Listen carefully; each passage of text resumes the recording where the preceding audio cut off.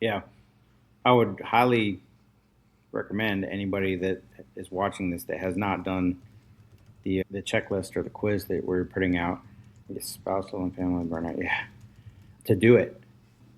Because here's the thing, a I feel like a really good pastor would be aware of burning out his or not burning out his people.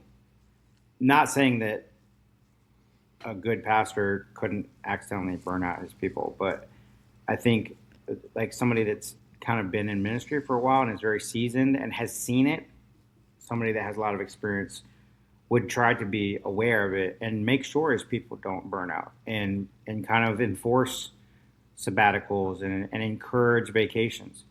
So, you know, I've seen churches that the pastors and the leadership do not encourage that at all. They're like, man, we need you here. You have to be here on Sunday. And those are the kind of situations where people will burn out because the people that end up being under those kind of leaderships are the people that feel like I have to do this because the Lord's calling me to do this, and you know they're just kind of following, and the leadership thinks that well we're doing God's work, and the person that's doing the work thinks well I'm doing God's work, so it must be what God wants. And so I mean the fact that it's so ironic that like Sunday is the Sabbath and church, it's like the go time for people on staff of church, right? And so it's like, so when's the Sabbath? You know, and that right there is the conundrum. I think ultimately is that when we're supposed to be resting, when God literally, you know, made a way for us to rest, we're literally doing the opposite.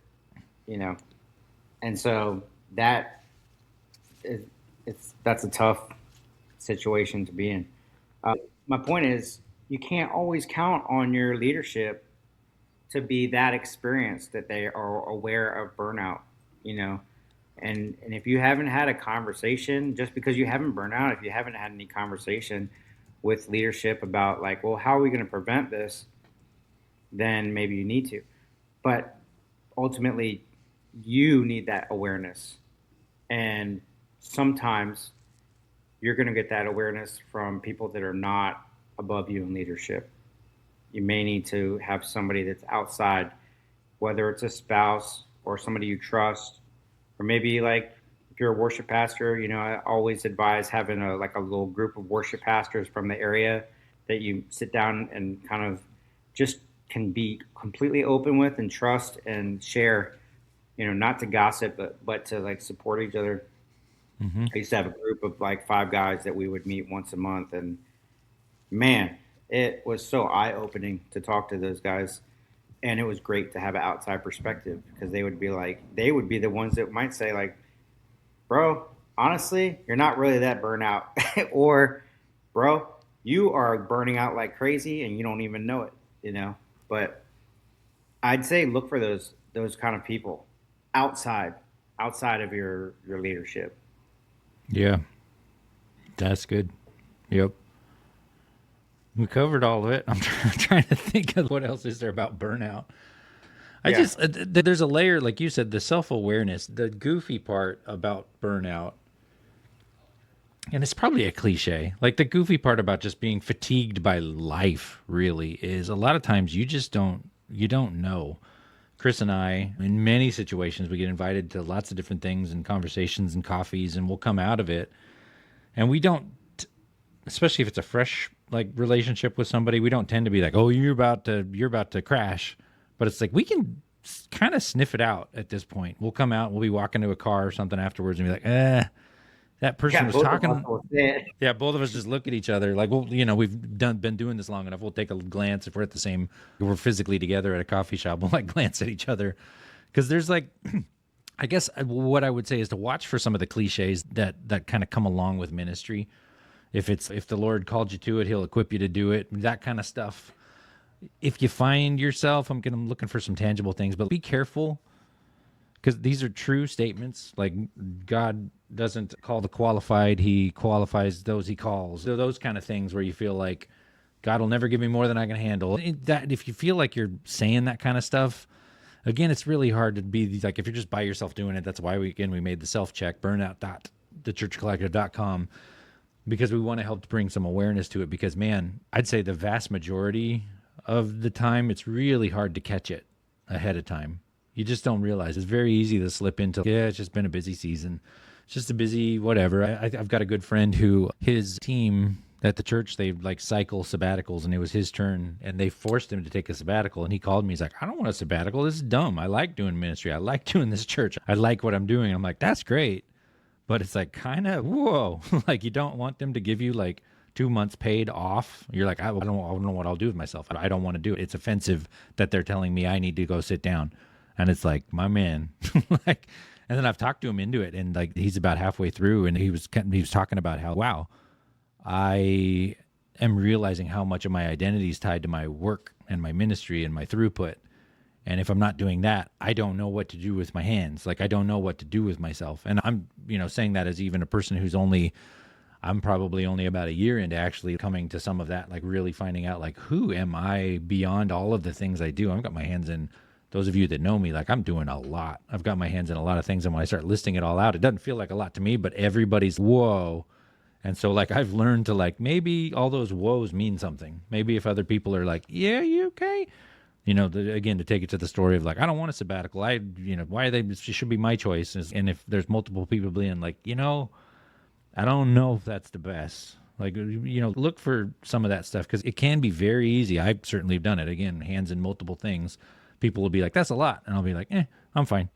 And I'll just keep moving, like, and very quickly I'm not realizing those are the kind of like little, I'm trying to like pull for some warning signs. I don't know what you're seeing, Chris, too, because you're out on the road with a lot of, like, can be a grueling life that you live. Can be wonderful too, but it can really like creep into there. But what are some of the signs from people where you're like, they're burning out and they don't realize it?